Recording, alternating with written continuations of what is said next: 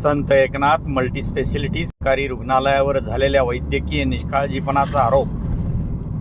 संत Eknath multispeciality सहकारी रुग्णालयावर झालेल्या वैद्यकीय निष्काळजीपणाच्या आरोपाबाबत डॉक्टर पंडित किल्लारीकर यांनी माध्यमांशी संवाद साधत आपली भूमिका स्पष्ट केली आहे.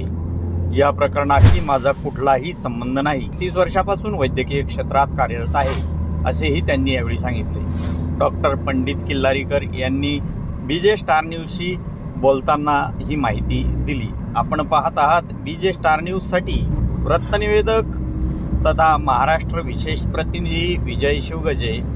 Bureau report, Paithan, Sambhajinagar. विविध वृत्तपत्रामधून आपल्या संदर्भात काही आरोप करण्यात आलेले आहे ऑपरेशनच्या संदर्भात, तर याच्यावर आपण काय बोलणार?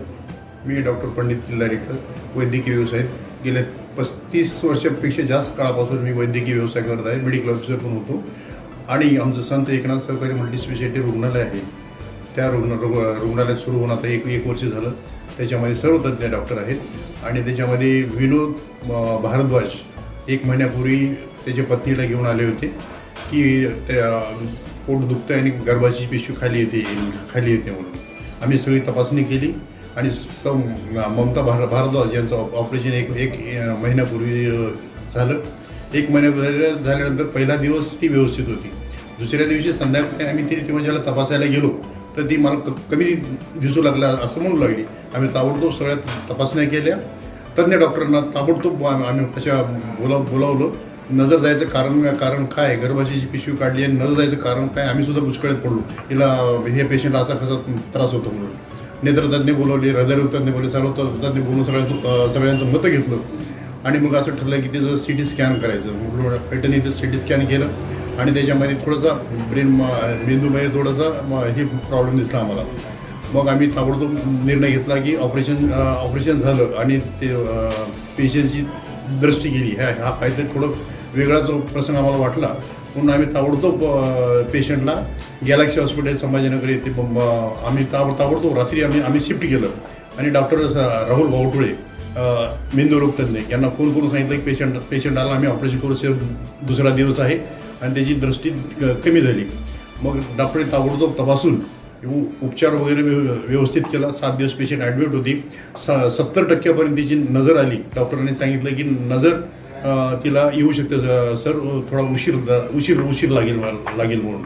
अशा तऱ्हेने पेशंटला नजर 70 ते 80% आली असं डॉक्टरने आम्हाला सांगितलं.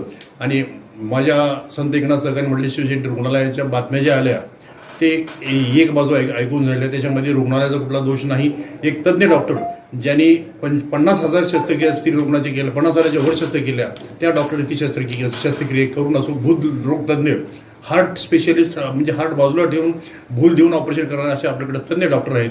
डॉक्टरचा कुठलाही निष्काळजीपणा आढळून येत नाही आणि आमच्या परीने सर्व सहकार्य पेशंटचं नजर येण्यासाठी आम्ही आमच्या संत एकनाथ सहकारी हॉस्पिटल मल्टीस्पेशालिटी रुग्णालयाची कंप्लीट टीम त्या रात्रभर जागत होतो, डॉक्टरच्या संपर्कात होतो. आमचे डॉक्टर दररोज भेटत होते. मी डॉक्टर वावटळ्याला पेशंटला 4थ्या दिवशी संभाजीनगर येथे हॉस्पिटल बघून भेटलो आलो आणि ती ममता भारद्वाज म्हणाली, डॉक्टर साहेब मी तिला बोटं वगैरे मोजायला सांगितले तर 10 फुटावरून तिने बोटं किती आहेत हे मला सांगितले.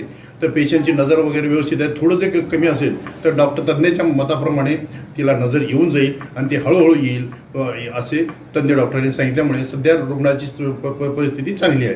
आणि माझ्या बाजूने जी हॉस्पिटलची बदनामी निरनिराळ्या वृत्तपत्रात आली ती एक बाजू ऐकून आलेली आहे आणि हॉस्पिटलचा बदनामीचा आणि हॉस्पिटलच्या निष्काळजीपणाचा कुठलाही संबंध नाही. जे आरोप होत आहेत ते सर्व खोटे आहेत असं माझ्या तऱ्हेने मी